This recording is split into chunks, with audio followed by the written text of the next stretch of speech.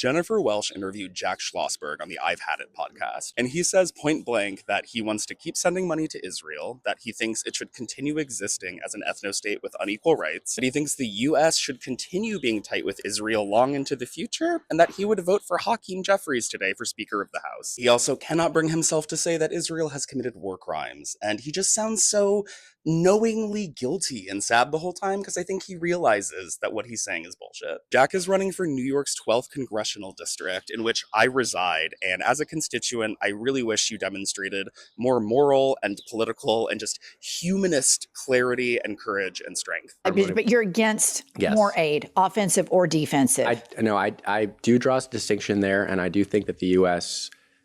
should continue. I would continue funding the Iron Dome in Israel. You would? I would. She's just so clearly disappointed in him. First of all, does it bother you that I would. The U.S. and Israel, I hope for a better relationship in the future, and I think that we can get there. They are our historic ally. I'm not trying to understate the atrocities, the loss of life, and the fact that the situation there is terrible, and that Netanyahu has committed atrocities. Do you think they're war crimes? I would let a court determine that, but I don't. What I think is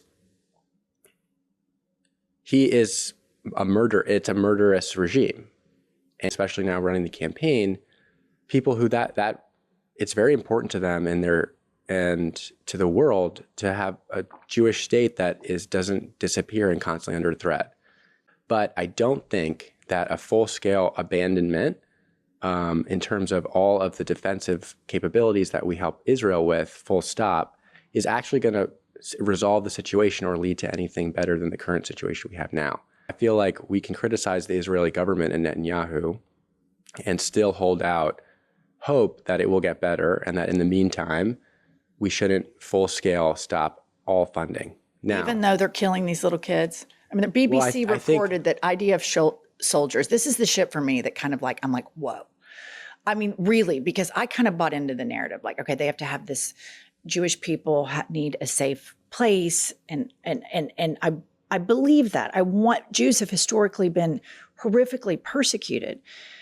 But when I hear these stories that you don't hear on Western media, BBC broke this, like 160, I think, kids shot in the head or in the heart, like targeted by IDF snipers.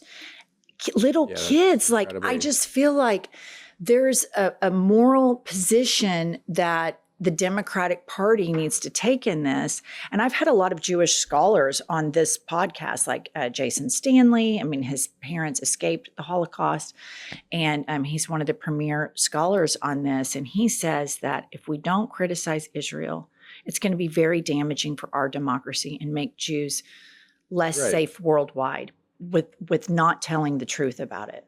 I wouldn't say that I'm not criticizing Israel. I would say that I'm saying I wouldn't fund this war that we're fighting alongside Israel and Iran, that as long as that war is going on, that we shouldn't be sending offensive weapons there. That's a huge change from current policy. Yeah. And that's a huge criticism of Israel and a reflection of what I think is the offensive war in Iran and what Israel is doing in Lebanon as well.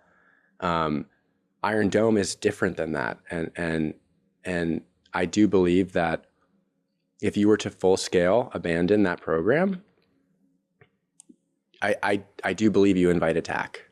I do believe you invite a wider attack that draws the U.S. even further into a war in the region. Mm-hmm. And I think that as a Congress, we need to get our confidence back. We need to take seriously the constitutional obligations that were granted to Congress, which was the power to declare war. We should be voting on these issues before we do it. And only if we have a coherent national security strategy can we make a decision like completely abandoning all aid to Israel. And it is a nuanced position, but in short, I do not support this war. I would vote against funding this war. Do I think that I would remain voting to continue Iron Dome funding because of what I think would happen if we didn't? Yes. Okay. I mean, I appreciate your honesty about all of that. Okay. And then last question. I'm just really giving it to you, Jack, here. If you win, okay, let's say that you do,